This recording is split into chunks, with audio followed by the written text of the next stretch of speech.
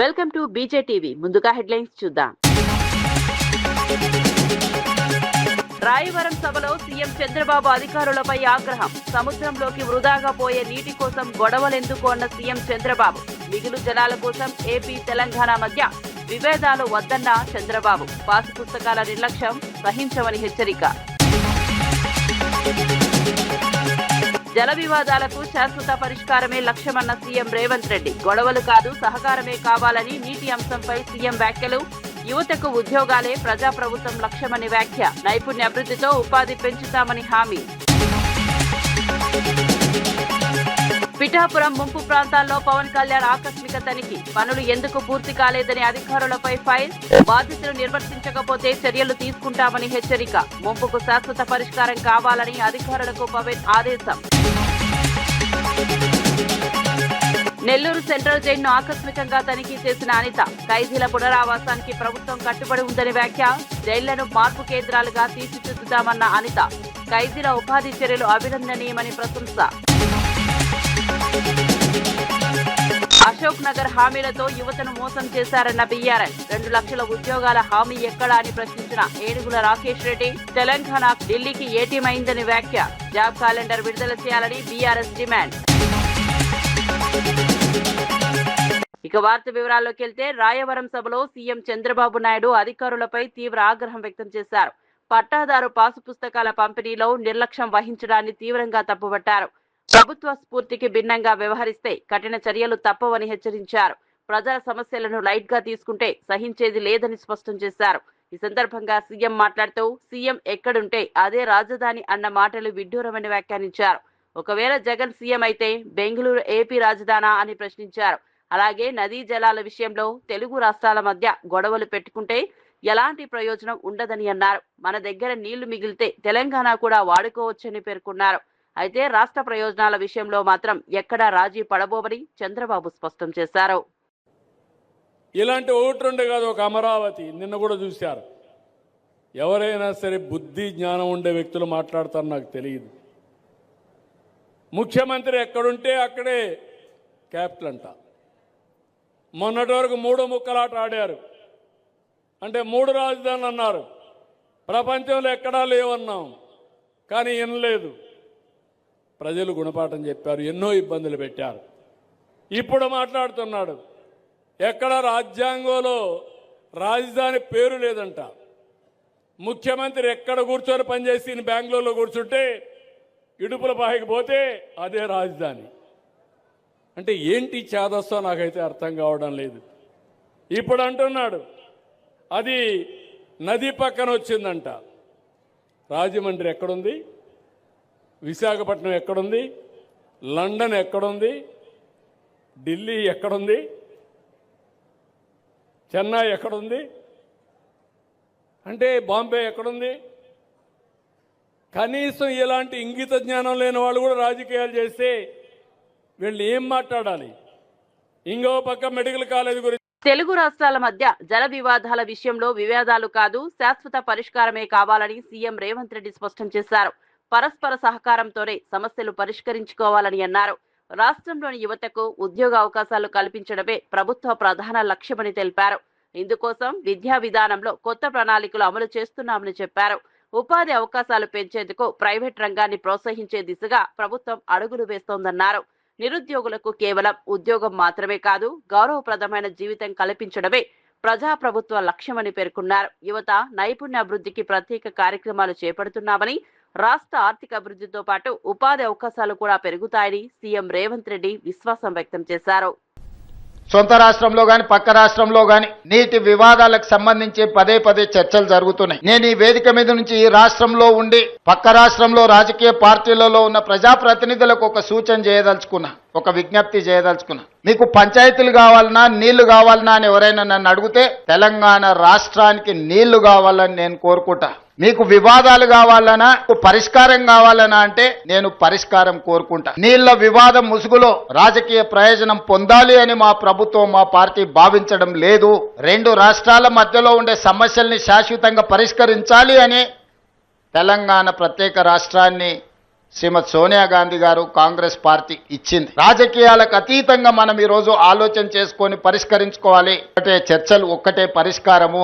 న్యాయస్థానాల దగ్గరనో ఇతరుల దగ్గర పోయి పంచాయతీ తెంచుకునే కంటే మనమే కూర్చొని మన సమస్యల్ని సామరస్య పూర్వకంగా పరిష్కరించుకోవాలి అనేదే మా విధానము. పక్క రాష్ట్ర ముఖ్యమంత్రి గారికి నేను విజ్ఞప్తి చేస్తున్నా. కృష్ణా నదిలో ఉన్న మా పాలమూరు రంగారెడ్డి ఎత్తిపోతలు కావచ్చు, మా కల్వకుర్తి లిఫ్ట్ ఇరిగేషన్ కావచ్చు, మా డిండి ప్రాజెక్టు కావచ్చు, మా ఎస్ఎల్బిసి భీమా నెట్టంపాడు ప్రాజెక్టులు కావచ్చు, ఉమ్మడి రాష్ట్రంలోనే మంజూరైన ప్రాజెక్టులు. వీటి అనుమతులకు మీరు అడ్డంకి పెట్టకండి. వీటి అనుమతులకు మాకు చౌటుప్పల్ సమీపంలో హైదరాబాద్ విజయవాడ జాతీయ రహదారిపై భారీగా ట్రాఫిక్ జామ్ ఏర్పడింది. ప్రభుత్వం రేపటి నుంచి పాఠశాలలకు సంక్రాంతి సెలవులు ప్రకటించడంతో ముందుగానే ప్రజలు సొంత గ్రామాలకు బయలుదేరారు. దీని కారణంగా వాహనాల రద్దీ ఒక్కసారిగా పెరిగింది. ముఖ్యంగా బస్సులు, కార్లు, ప్రైవేటు వాహనాలు పెద్ద సంఖ్యలో రహదారిపై చేరడంతో కిలోమీటర్ల మేర ట్రాఫిక్ నిలిచిపోయింది. పోలీసులు ట్రాఫిక్ ను క్రమబద్ధీకరించేందుకు చర్యలు చేపట్టినా రద్దీ కారణంగా వాహనదారులు తీవ్ర ఇబ్బందులు ఎదుర్కొన్నారు. పండుగ సెలవుల నేపథ్యంలో రహదారిపై మరింత రద్దీ ఏర్పడే అవకాశం ఉందని అధికారులు చెబుతున్నారు. ప్రయాణికులు ప్రత్యామ్నాయ మార్గాలు ఎంచుకోవాలని, ట్రాఫిక్ నిబంధనలు పాటించాలని పోలీసులు సూచించారు.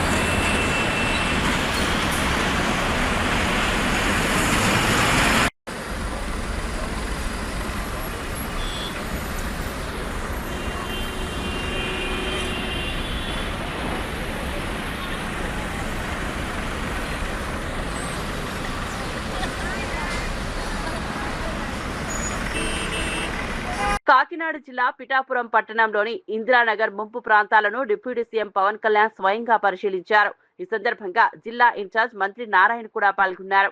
ముంపు ప్రాంతాల్లో నడుచుకుంటూ వెళ్లి పరిస్థితిని పరిశీలించిన పవన్ కళ్యాణ్ మున్సిపల్ అధికారులు మరియు స్థానిక నాయకులపై తీవ్ర ఆగ్రహం వ్యక్తం చేశారు. నిద్రిస్తున్న పనులు ఎందుకు పూర్తి కావడం లేదని ప్రశ్నించారు. ప్రజలకు కనీస సౌకర్యాలు అందించకపోతే పాలన ఎందుకు అని నిలదీశారు. జీతాలు తీసుకుంటూ బాధ్యతలు నిర్వర్తించకపోతే చర్యలు తప్పవని హెచ్చరించారు. ఇలాంటి ఘటనలు మళ్లీ పునరావృతం కాకుండా శాశ్వత పరిష్కారం చేపట్టాలని అధికారులకు స్పష్టమైన ఆదేశాలు జారీ చేశారు.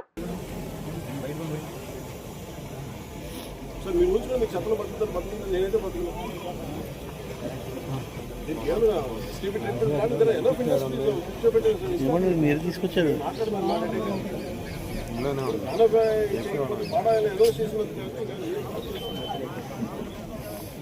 నాకు టైం ఏం చెప్పండి, కమిటీ టైం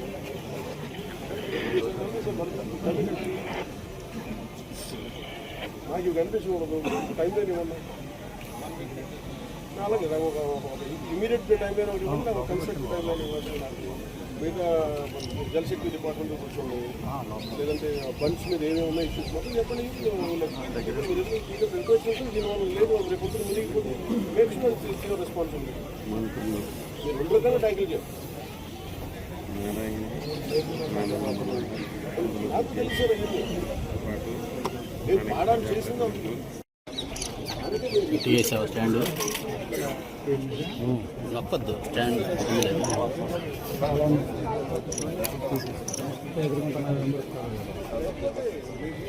దాని గురించి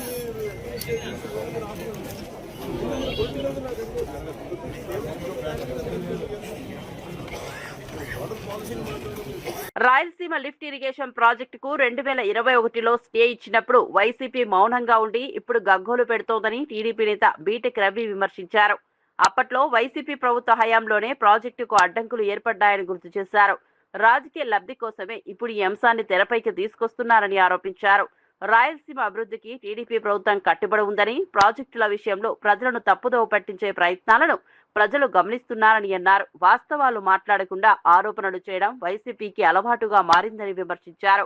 రాయలసీమ రైతుల ప్రయోజనాలే ప్రభుత్వ లక్ష్యమని, ప్రాజెక్టుల అమలులో ఎలాంటి నిర్లక్ష్యం ఉండదని బీటెక్ రవి స్పష్టం చేశారు. నేనే ఒత్తిడి తెచ్చి తర్వాత నేనే ఇన్ఫ్లుయెన్స్ చేసి అది దాన్ని ఆపానని చెప్పడం అంటే ఇది వాస్తవంగా సత్యదూరమైన మాటలను ఆయన సర్వైవల్ కోసమో ఇంకో పక్క రాష్ట్ర ముఖ్యమంత్రి మీద, అది కూడా వేరే పార్టీకి చెందిన ముఖ్యమంత్రి మీద అలా మాట్లాడడం అనేది నేనైతే ఖండిస్తా ఉన్నా. తర్వాత దాన్ని చూసి అంటే ఈ గత 1.5 సంవత్సరం నుంచి అంతకుముందు 2 సంవత్సరాల నుంచి నిద్రపోతా ఉండే ఆ తర్వాత ఈ వైఎస్ఆర్సీపీ నాయకులంతా ఇప్పుడు లేచి అబ్బా ఇదంతా మీ వల్లనే ఇబ్బంది పడినది, మీ వల్లనే ఆగిపోయిందంట అని ఇప్పుడు లేచి అంతా గగ్గోలు పెట్టడం. అంటే మైక్రో ఇరిగేషన్ ప్రాజెక్టు తర్వాత 1200 కోట్లతో పిలిచి ₹1 కూడా డబ్బు ఇవ్వకుండా, అది కూడా మళ్ళా మామూలు సంస్థ కాదు, ప్రముఖ సంస్థని మెగా, వాళ్ళకి డబ్బు ఇవ్వకుండా చాప చుట్టేసుకొని పోయినారు. అంటే నిన్ను 1978 నుంచి మిమ్మల్ని ఎమ్మెల్యేగా చేసే మన పులివెందులకు సంబంధించిన ప్రాంతంలో మైక్రో ఇరిగేషన్ ప్రాజెక్ట్ చేసే వేంపల్లి టైలెండ్ వరకు మనము సాగునీరు ఇవ్వచ్చు. కుప్పం కన్నా ముందు పులివెందులకు నీళ్ళు ఇస్తారని మాట ఇచ్చి కృష్ణా జలాల్లో ఫస్ట్ పులివెందులకు నీళ్ళు వచ్చేట్టుగా వచ్చేసి చంద్రబాబు నాయుడు గారు. పులివెందుల్లో ఇప్పటికీ తాగునీరు సమస్య ఉంటే ఇప్పుడు మన ప్రభుత్వం తెలుగుదేశం పార్టీ ప్రభుత్వం వచ్చిన తర్వాత 175 కోట్లు దానికి వెచ్చించి మొత్తం ప్రతి గ్రామానికి తాగునీటి సమస్య చేసి అది మన ముఖ్యమంత్రి గారి చేతుల మీదుగా తొందరలో శంకుస్థాపన చేస్తాం. నెల్లూరు జిల్లాలోని సెంట్రల్ జైలును హోంమంత్రి వంగల్పూడి అనిత ఆకస్మికంగా సందర్శించారు. జైలులో ఉన్న ఖైదీలకు కల్పిస్తున్న సౌకర్యాలు, భద్రత, ఉపాధి అవకాశాలపై అధికారులను వివరాలు అడిగి తెలుసుకున్నారు.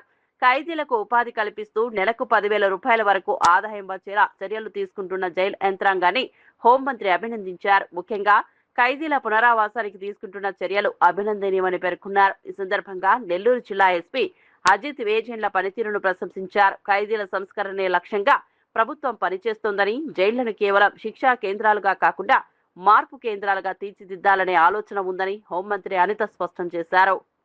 లిటరల్లీ చెప్పాలంటే ఒక మంచి వాతావరణంలో ఖైదీల తాలూకా దాన్ని ఏమంటారంటే వాళ్ళ పశ్చాత్తాపడి తిరిగి వాళ్ళ జీవన విధానం మార్చుకునేటట్టుగా మళ్ళీ తిరిగి వాళ్ళ శిక్ష ముగించుకొని బయటకు వెళ్ళిన తర్వాత కూడా వాళ్ళు తమ జీవన విధానాలని సక్రమంగా చేసే విధంగా అక్కడ జైలు అధికారులు, అదేవిధంగా మొత్తం భద్రతా సిబ్బంది అందరూ కూడా చాలా బాగా వర్క్ చేయడం అనేది నేను కూడా గమనించుకున్నా.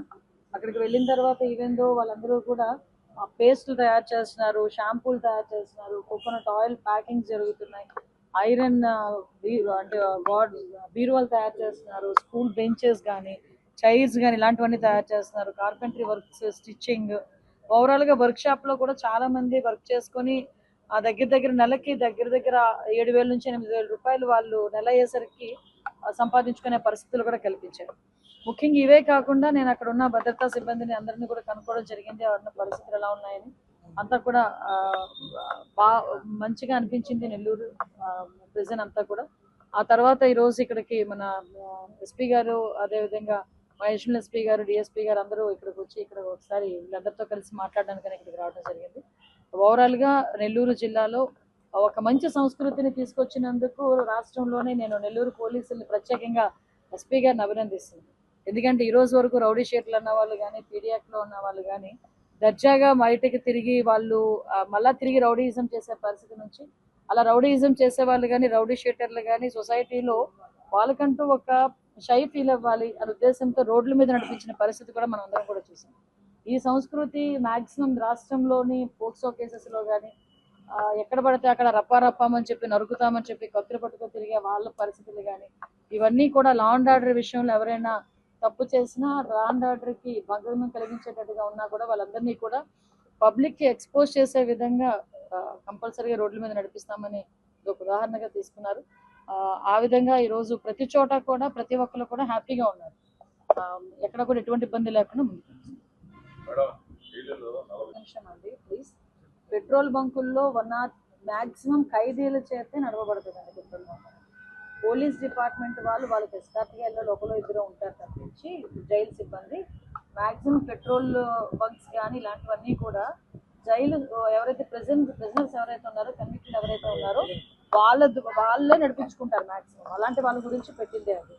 నెల్లూరు సెంట్రల్ జైల్లో రిమాండ్ ఖైదీగా ఉన్న మాజీ ఎమ్మెల్యే పిన్నెల్లి రామకృష్ణారెడ్డిను మాజీ మంత్రి కాకాని నర్సారావుపేట మాజీ ఎమ్మెల్యే గోపిరెడ్డి శ్రీనివాసరెడ్డి కలిసి పరామర్శించారు. జైలులో ఆయన ఆరోగ్య పరిస్థితిని తెలుసుకున్న వైసీపీ నేతలు ధైర్యం చెప్పారు. ఈ సందర్భంగా రాజకీయ కక్షతోనే కేసులు పెట్టారని వారు ఆరోపించారు. ప్రజాసేవ చేసిన నాయకులను ఇబ్బంది పెట్టే ప్రయత్నాలు జరుగుతున్నాయని విమర్శించారు. వైసీపీ నేతలపై అక్రమ కేసులు పెట్టడం ద్వారా ప్రభుత్వం ప్రజల గొంతు నొక్కాలని చూస్తోందన్నారు. న్యాయ వ్యవస్థపై పూర్తి విశ్వాసం ఉందని, నిజం తప్పకుండా బయటపడుతుందని చెప్పారు. పార్టీ శ్రేణులు ధైర్యంగా ఉండాలని, ప్రజల మద్దతు తమకే ఉందని వైసీపీ నేతలు స్పష్టం చేశారు. కాబట్టి మీరు మీ ఇష్ట ప్రకారం వ్యవహరిస్తా ఏదో ఒక విధంగా ఒక నియంత్రణతో పోగొట్టలేకపోతున్నారు. రేపు ఈ రోజు మీకు చెప్పేటువంటి శాసనసభ్యులు ఎవరు కూడా బెంగళూరు, హైదరాబాద్, ఇతర రాష్ట్రాలకి లేదా వీలైతే ఇతర దేశాలకు తరలి వెళ్ళిపోతారు. ఉద్యోగస్తులు మాత్రం ఇక్కడే ఉండాల్సినటువంటి పరిస్థితి ఏర్పడుతుంది. జగన్మోహన్ రెడ్డి గారు ఇప్పుడే చెప్పినట్టుగా, ఇంతకుముందే చెప్పినట్టుగా మీరు ఉద్యోగం నుంచి పదవి విరమణ చేసినా సరే ఎవరిని విడిచిపెట్టేది ఉండదు.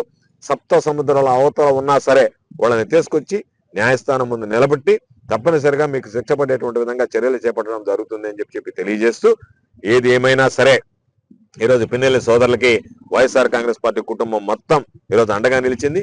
వాళ్ళ పట్ల ప్రగాఢమైనటువంటి ఈరోజు జనాలలో సానుభూతి వెల్లవవుతుంది. ఎక్కడ వెళ్ళినా సరే పాపం వాళ్ళకి సానుభూతి వ్యక్తం చేస్తున్నారు. అయ్యో అనవసరంగా వీళ్ళకి సంబంధించినటువంటి దాంట్లో ఆ సింపతి అనేటువంటిది ఈరోజు ప్రజల్లో ప్రారంభమైంది. అది రాబోయేటువంటి రోజుల్లో ఇంకా ఎక్కువ ఉధృత స్థాయిలో వెళ్ళేటువంటి పరిస్థితి ఏర్పడింది. నేను ఈ ప్రభుత్వానికి ఒకటే విషయం చెప్తున్నా, మీరు చేసేటువంటి నియంత్రణతో పోకడలు అనేటువంటివి ప్రజలు ఎదురు తిరిగితే బ్రిటిష్ పాలకులను తరిమి కొట్టినటువంటి ప్రజలు ఈ రోజు ఉన్నటువంటి పోలీస్ వ్యవస్థను ఎదిరించడం అనేటువంటిది పెద్ద పని కాదు. పోలీస్ స్టేషన్ల దగ్గరికి వచ్చో, పోలీస్ స్టేషన్ల ముందు బైఠాయించో, మొరాయించో కూర్చోవడం మొదలు పెడితే మీరు శాంతి భద్రతలను కూడా కాపాడేటువంటి పరిస్థితి ఏర్పడదు. కాబట్టి శాంతి భద్రతలను కాపాడాల్సినటువంటి పోలీసులు వాటిని విస్మరించి వైఎస్ఆర్ కాంగ్రెస్ పార్టీ శ్రేణులను ఇబ్బంది పెట్టడమే ధ్యేయంగా పనిచేస్తున్నారు. ఇది సరైనటువంటి పద్ధతి విధానం కాదు అని చెప్పి ఈ సందర్భంగా మీకు అందరికీ ఒక హెచ్చరిక చేస్తూ, ఖచ్చితంగా రాబోయేటువంటి రోజుల్లో వైఎస్ఆర్ కాంగ్రెస్ పార్టీ తిరిగి అధికారంలోకి రాగానే ఈ రోజు మీరు పెట్టినటువంటి అక్రమ కేసులు అన్నిటి మీద విచారణ చేస్తాం. అన్యాయంగా మాట్లాడేటువంటి వాళ్ళు, అన్యాయంగా పోస్టింగ్లు పెట్టేవాళ్ళు, అన్యాయంగా వ్యవహరించేటువంటి వాళ్ళు తెలుగుదేశం పార్టీ శ్రేణుల్ని వదిలిపెట్టడం, తెలుగుదేశం పార్టీ శ్రేణులకు వంతగా ఈరోజు నిలిచి అండగా పలుకుతున్నటువంటి, చిలక పలుకులు పలుకుతున్నటువంటి అధికారులు ఎవరిని కూడా విడిచిపెట్టేటువంటి ప్రసక్తి ఉండదు అని చెప్పి ఈ సందర్భంగా తెలియజేస్తూ, ఈరోజు ధైర్యంగా ఉండేటువంటి పిన్నెల్లి సోదరులకి ఈరోజు అందరూ కూడా అండదండలు అందించి రాబోయేటువంటి రోజుల్లో వాళ్ళ న్యాయ పోరాటం ద్వారా ఎక్కడా కూడా నిర్దోషులుగా బయటకు వస్తారనేటువంటి ఆ విశ్వాసం మాకుంది. తప్పనిసరిగా వాళ్ళు నిర్దోషులుగా బయటకు వస్తారని చెప్పి సందర్భంగా తెలియజేస్తూ, ఎప్పటికైనా చంద్రబాబు కొడుకు, అబ్బా కొడుకులు ఇద్దరు కూడా మీ బుద్ధి మానుకుని మీ దుర్బుద్ధితో వ్యవహరించకుండా, ప్రజల పట్ల పక్షపాత వైఖరి ప్రదర్శించకుండా మీకు ప్రజలు ఇచ్చినటువంటి అవకాశాన్ని సద్వినియోగం చేసుకుని వీలైతే, మీకు చేత కాదు ఎప్పుడు ప్రజలకు సంబంధించి ఆలోచన చేసి అభివృద్ధి సంక్షేమం అమలు చేయాలనేటువంటిది, మీకు చేత అయితే వీలైతే ప్రజలకు ఏదైనా మేలు చేసేదానికి ఆలోచన చేయండి తప్ప ప్రజలకు కీడు చేసేటువంటివి రేపు రాబోయేటువంటి రోజుల్లో తప్పనిసరిగా దాని ద్వారా మీరు మూల్యం చెల్లించుకోవాల్సినటువంటి పరిస్థితి.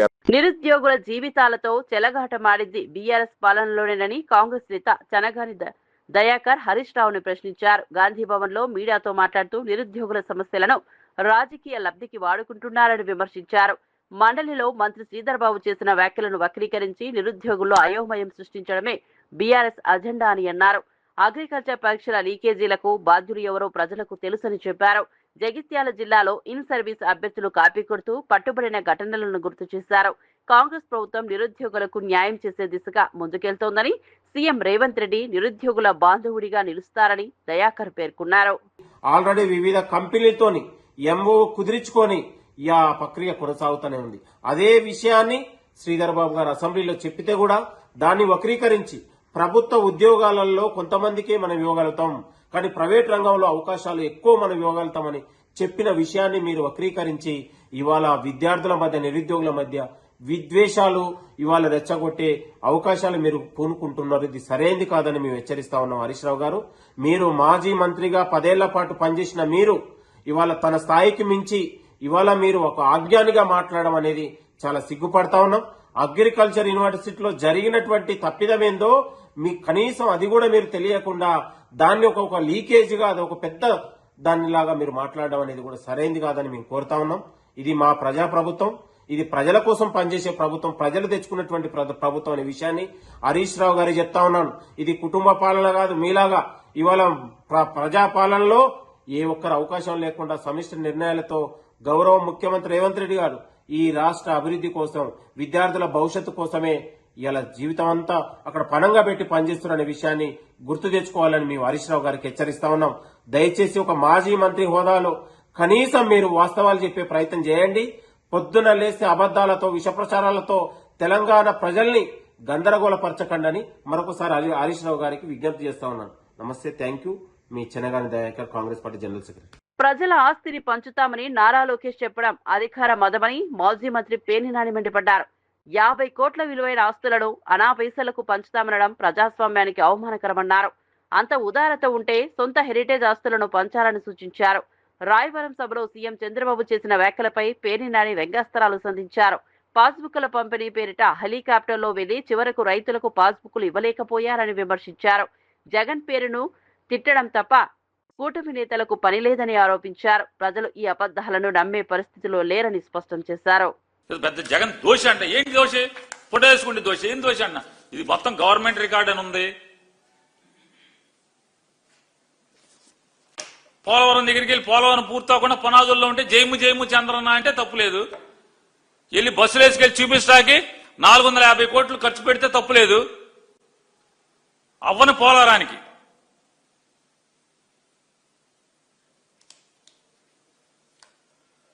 ఇవాళ సూపర్ 6 సూపర్ హిట్ చేశారు మీరు. డబుల్ ఇంజిన్ సర్కార్ కాదు, ట్రిపుల్ ఇంజిన్ బుల్లెట్ రైల్ అంట. సినిమా డైలాగులు తప్పితే పవన్ కళ్యాణ్ గారితో తిరిగి 6 నెలలు సావాసం చేస్తే వాళ్ళు నీళ్లు అవుతారంట. సినిమా డైలాగులు చంద్రబాబు నోటి వెంబడి సినిమా సుత్తి కబుర్లు పోయి సినిమా కబుర్లు వస్తున్నాయి. ఇదివరకు సుత్తి డైలాగులు ఉండే, ఇప్పుడు సినిమా డైలాగులు. ఏంటి ట్రిపుల్ ఇంజిన్ సర్కార్? ఎవరు ట్రిపుల్? ఎవరు ఏంటి ట్రిపుల్? ఏంటి ఈ రాష్ట్రానికి ఈ ట్రిపుల్ ఇంజిన్ బుల్లెట్ రైల్ వల్ల ఏంటి ఉపయోగం? దమ్ముడి ఉపయోగం ఉందా అని అడుగుతున్నాను. డబుల్ కాదు, డబుల్ ఇంజిన్ అయితే లేదు, ట్రిపుల్ ఇంజిన్ అయినా లేదు కదా. గత 5 ఏళ్లు 2014 నుంచి 19 దాకా డబుల్ ఇంజిన్ సర్కారు ఈ రాష్ట్రానికి ఒదిగింది ఏంటని అడుగుతున్నాను. చెంబుడు నీళ్లు, దోషుడి మట్టే కదా. ఈ రాష్ట్రానికి ఏం మిగిలింది? చెంబుడు నీళ్లు, దోషుడి మట్టి మిగిలింది డబుల్ ఇంజిన్ సర్కార్తో. ఇప్పుడు ట్రిపుల్ ఇంజిన్ సర్కార్ బుల్లెట్ ట్రైన్తో ఏం మిగులుతుంది? ఏం మిగులుతుంది అంటే 2 ఏళ్లకు 3 లక్షలు, 2 ఏళ్ళు ఇంకా నిండ్లా. మీ అబ్బాయి 18 నెలలు అని చెప్తున్నట్టున్నాడు నిన్న గొప్పగా. 18 months కంప్లీటెడ్ అని ఇంగ్లీష్లో చెప్తున్నాడు కదా. 18 months కి 3 lakh crores అప్పు తెచ్చారు మీరు. 18 నెలలకి 3 లక్షల కోట్లు అప్పు తెచ్చే పరిస్థితి. నేను చంద్రబాబు నాయుడు గారిని, మీరు ముగ్గురు కలిసి, మీ బుల్లెట్ ట్రైన్ అంతా కలిసి ముగ్గురు, నేను అనుకోవటం రామారేమి, ఇది జనవరి, ఫిబ్రవరి, మార్చి, ఏప్రిల్, మే, రేపు వేసవికాలానికి మీరు ముగ్గురు ట్రిపుల్ ఇంజిన్ కలిసి మొత్తం అంతా ట్రిపుల్ ఇంజిన్ బుల్లెట్ ట్రైన్ పెద్ద కేక్ కట్ చేసుకోవచ్చు. జగన్మోహన్ రెడ్డి గారు 3,32,000 కోట్లు, ఎంత 31,000 కోట్లు చేశాడు. మేము అసలు జగన్ 5 ఏళ్లలో చేశాడు. మేము 2 ఏళ్లు తిరగకుండానే 2 ఏళ్లలో జగన్ రికార్డు బ్రేక్ చేశాం. జగన్ తెచ్చిన అప్పులు కన్నా ఎక్కువ చేశామని మీరు పెద్ద కేక్ కట్ చేసుకుంటే పనికి వస్తుంది తప్పితే ఈ bullet train, triple engine bullet train దేనికి పనికి వస్తాయా అంటే జగన్మోహన్ రెడ్డి గారు 5 ఏళ్లలో ఈ రాష్ట్ర సంక్షేమం కోసం, ఈ రాష్ట్ర అభివృద్ధి కోసం 3 పోర్టులు, 10 ఫిషింగ్ హార్బర్లు, 31 లక్షల మందికి ఇళ్ల పట్టాలు, ఇల్లు లేని వాళ్ళకి ఇళ్ల పట్టాలు, ఇట్లా అనేక కార్యక్రమాలు, ప్రభుత్వ హాస్పిటల్ చేయటం, 17 మెడికల్ కాలేజీల నిర్మాణం చేయటం, ఇట్లా అనేకమైనటువంటి అభివృద్ధి కార్యక్రమాలతో పాటుగా 2,60,000 కోట్ల రూపాయల సంక్షేమాన్ని సరాసరి నేరుగా ప్రజలకు అందించడంలో కానీ, వీటన్నిటి కోసం 5 ఏళ్లలో 3,30,000 కోట్లు అప్పు చేస్తే మీరు 18 నెలల్లో అంటే 60 నెలల్లో 3,32,000 కోట్లు, 3,30,000 కోట్లు చేస్తే 18 నెలల్లో 3 లక్షల కోట్లు అప్పు చేశారు మీరు. ట్రిపుల్ ఇంజిన్ దేనికి పనికి వచ్చిందని అడుగుతున్నాను. భవిష్యత్తులోనూ కరెంటు ఛార్జీలు పెంచలేము. ఎంతకన్నా దగా ఇంకేమన్నా ఉండతా? పచ్చి దగా. ఇవాళ దాకా పెంచలేదంట, భవిష్యత్తులో కూడా పెంచడంట. అసలు ఏం చేయాలి చంద్రబాబు నాయుడు గారు? మిమ్మల్ని బరి తెగించింత అబద్ధాలు ఆడుతుంటే సిగ్గుపడే పని లేదు. హైదరాబాద్ టోలీ చౌకీ ప్రాంతంలో డ్రగ్స్ ముఠాను టాస్క్ ఫోర్స్ పోలీసులు గుట్టుగా పట్టుకున్నారు. ఈ ఆపరేషన్ లో 2 నైజీరియన్ డ్రగ్స్ సప్లయర్లను అరెస్ట్ చేసి వారి వద్ద నుంచి 20 లక్షల విలువైన 150 గ్రాముల MDMA డ్రగ్స్ ను సీజ్ చేశారు. ఈ విషయాన్ని హైదరాబాద్ డీసీపీ వైభవ్ గైక్వాడ్ వెల్లడించారు. నిందితులు గోవా మార్గంగా హైదరాబాద్ కు డ్రగ్స్ సరఫరా చేస్తున్నట్లు విచారణలో తేలింది. భారతీయ పేర్లతో ఫేక్ డాక్యుమెంట్లు తయారు చేసుకుని డ్రగ్స్ వ్యాపారం సాగిస్తున్నారని పోలీసులు తెలిపారు. వీరిద్దరి వీసా గడువు ముగిసినట్టు గుర్తించారు. నిందితులను డిపోర్ట్ చేసి బ్లాక్ లిస్ట్ లో చేర్చనున్నట్లు అధికారులు తెలిపారు. నగరంలో డ్రగ్స్ పై ఉక్కుపాదం మోపుతామని పోలీసులు స్పష్టం చేశారు. మన హెచ్న్యూ టీం రెగ్యులర్ గా పని చేస్తున్నారు. ఈ మొత్తం ఆపరేషన్ లో మన హెచ్న్యూ టీం ఇన్స్పెక్టర్ డానియల్ అని వాళ్ళ టీం, తర్వాత ఎస్ఐ వెంకట్రాములు, ఈ అన్ని మొత్తం టీం చాలా మంచిగా పని చేశారు. మరియు మన టోలీ చౌకీ పిఎస్ నుంచి G Balaraj DI Toli Chowki PS and అందరు టోలీ చౌకీ స్టాఫ్ కూడా మంచిగా పని చేశారు. సో అందరికీ నేను అభినందన చేస్తున్నాము. Thank you. వాళ్ళు ఒక యాబ్స్కాండింగ్ సప్లయర్ ఉన్నారు, నైజీరియన్ క్రిస్. వాళ్ళు కూడా ఇప్పుడే ఈ కేసులో వాళ్ళకి యాబ్స్కాండింగ్ చూపించేస్తున్నారు. వాళ్ళు కూడా నైజీరియన్ నుంచి ఉన్నారు. అక్కడ నుంచి పర్చేజ్ చేసి తక్కువ ప్రైస్లో ఇక్కడ సేల్ చేస్తున్నారు.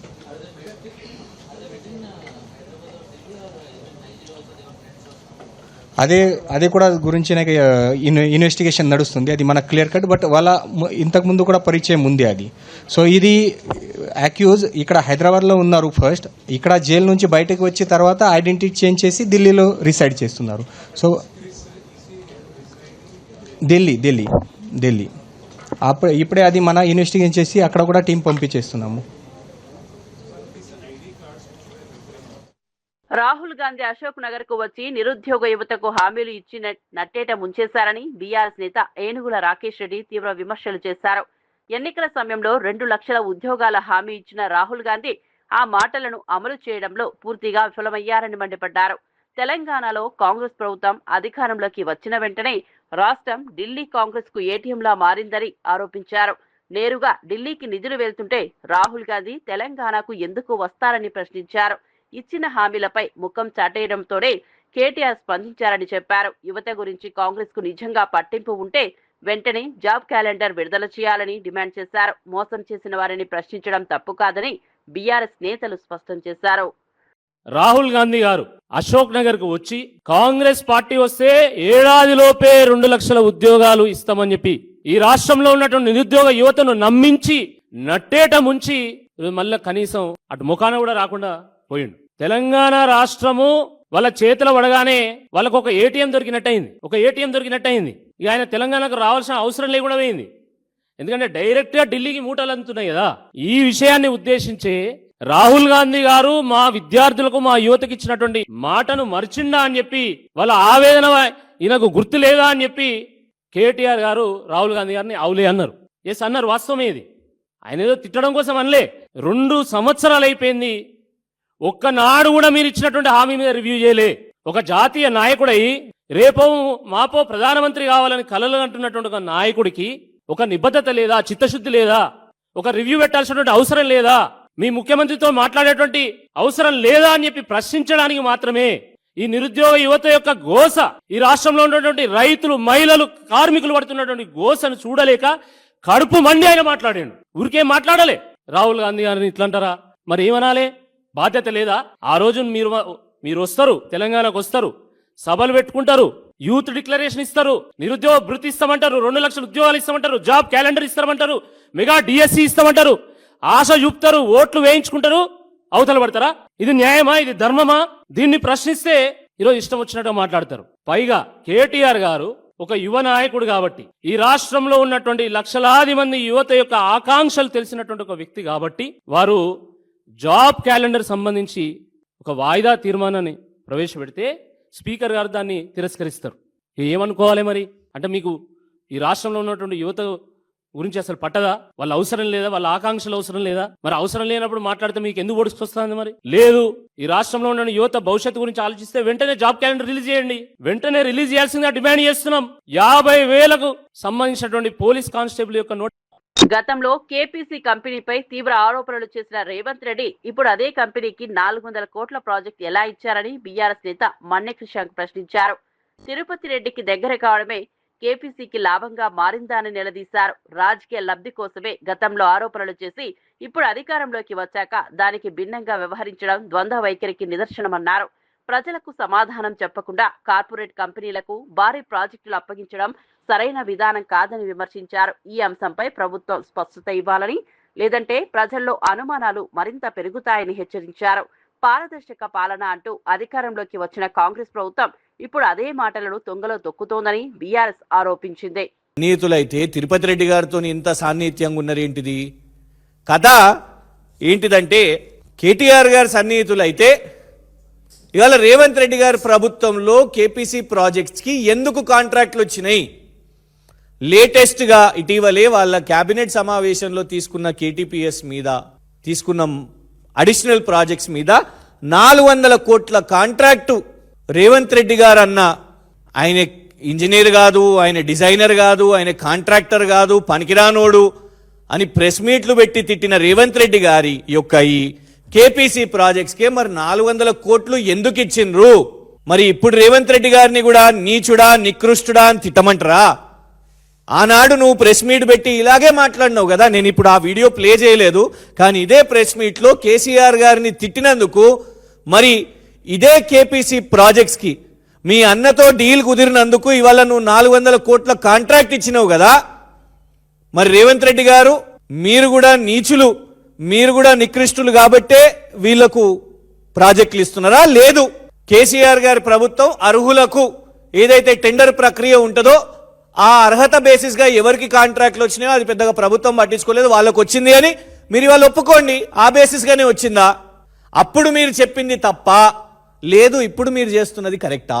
ఆనాడు రాజకీయాల కోసం ఏదైనా కూడా రాష్ట్రంలో ఎవరు ఎక్కడ చేసినా, ఫీనిక్స్ ది కూడా అట్లనే, ఫీనిక్స్ కేటీఆర్ గారిదే. వాళ్ళు ప్రెస్ మీట్లు పెట్టి ఉత్తమ్ కుమార్ రెడ్డి గారు, బట్టి విక్రమార్క గారు, శ్రీధర్ బాబు గారు ప్రెస్ మీట్లు పెట్టి ఫీనిక్స్ సంస్థ మీద మేము సిబిఐని కోరుతాం, విచారణ చేపిస్తామని ఇవాళ రాస్క పూస్క తిరుగుతున్నారు రేవంత్ రెడ్డి. సంక్రాంతి పండుగకు ఊర్లకు వెళ్లే ప్రయాణికులతో హైదరాబాద్ ఎల్బీ నగర్ ప్రాంతం ఉదయం నుంచే కిటకిటలాడుతోంది. రేపటి నుంచి పాఠశాలలకు సెలవులు ప్రారంభం కావడంతో చాలా మంది సొంత ఊర్లకు బయలుదేరారు. రాయలసీమ, ఉత్తరాంధ్ర, కోస్తాంధ్ర వైపు వెళ్లే బస్సులు ప్రయాణికులతో నిండిపోయాయి. ఈ నేపథ్యంలో టీజీఆర్టీసీ అదనపు సర్వీసులు నడుపుతోంది. బస్టాండ్లు, ప్రయాణ ప్రాంగణాలు ప్రయాణికులతో నిండిపోయాయి. ట్రాఫిక్ రద్దీ పెరగడంతో పోలీసులు ప్రత్యేక చర్యలు తీసుకుంటూ వాహనాల రాకపోకలను క్రమబద్ధీకరిస్తున్నారు. ప్రయాణికులు సహనం పాటించాలని, ట్రాఫిక్ నిబంధనలు పాటించాలని పోలీసులు సూచించారు. పండుగ రద్దీ నేపథ్యంలో ప్రయాణికుల భద్రతకు ప్రత్యేక ఏర్పాట్లు చేస్తున్నారు.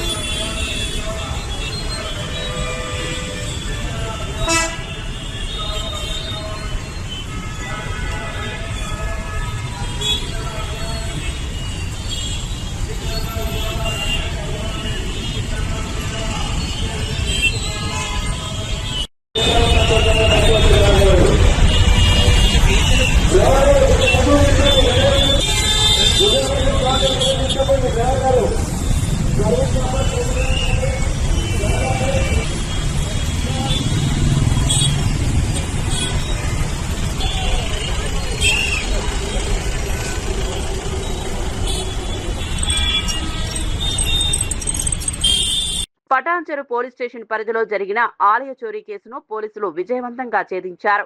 పోచారం గ్రామ శివారులోని తాళ్లమల్లన్న దేవాలయంలో తాళాలు పగలగొట్టి వెండి ఆభరణాలు ఎత్తుకెళ్లిన నిందితుడిని పోలీసులు అరెస్ట్ చేశారు. గొల్లబస్తీకి చెందిన దండు రవి అనే పాత నేరస్తుడే ఈ చోరీకి పాల్పడ్డారని గుర్తించారు. నిందితుడి వద్ద నుంచి 6 కిలోల వెండి ఆభరణాలతో పాటు స్కూటీని పోలీసులు స్వాధీనం చేసుకున్నారు. ఆలయాల భద్రతపై ప్రత్యేక దృష్టి పెట్టామని పోలీసులు తెలిపారు. పాత నేరస్తుల కదలికలపై నిఘా పెంచామని, ఇలాంటి ఘటనలు పునరావృతం కాకుండా కఠిన చర్యలు తీసుకుంటామని స్పష్టం చేశారు. కేసు దర్యాప్తు కొనసాగుతోందని అధికారులు వెల్లడించారు.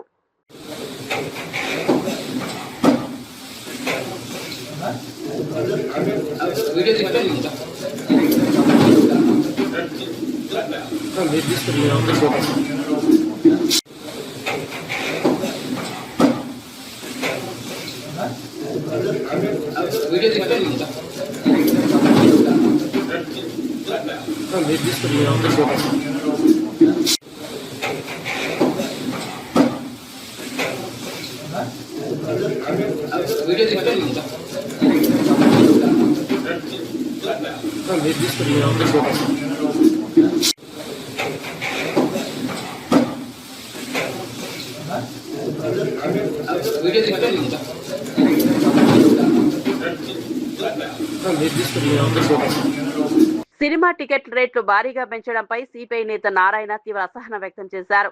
పైరసీ చేశారని, ఐబొమ్మ రవిని జైల్లో పెట్టారని, కానీ ఇప్పుడు కొత్త సినిమాలకు టికెట్ రేట్లు 1000 రూపాయల వరకు పెంచడం దోపిడీ కాదా అని ప్రశ్నించారు. సినిమా చూడాలంటే టికెట్తో పాటు తిండి, పానీయాలకు మరో 1000 ఖర్చవుతుందని విమర్శించారు. ఇలా ప్రజలను దోచుకునే వ్యవస్థకు మద్దతు ఇస్తే పైరసీ లాంటి సమస్యలు ఆగవని అన్నారు. ఇప్పటికైనా ప్రజలు ఆలోచించి సినిమాల జోలికి వెళ్లరాదని సూచించారు. సామాన్య ప్రేక్షకులపై భారం మోపే విధానాలను ప్రభుత్వం నియంత్రించాలని డిమాండ్ చేశారు. ఒకవైపు ఐబొమ్మ రవిని జైల్లో పెట్టారు, బెయిల్ కూడా ఇవ్వలేదు.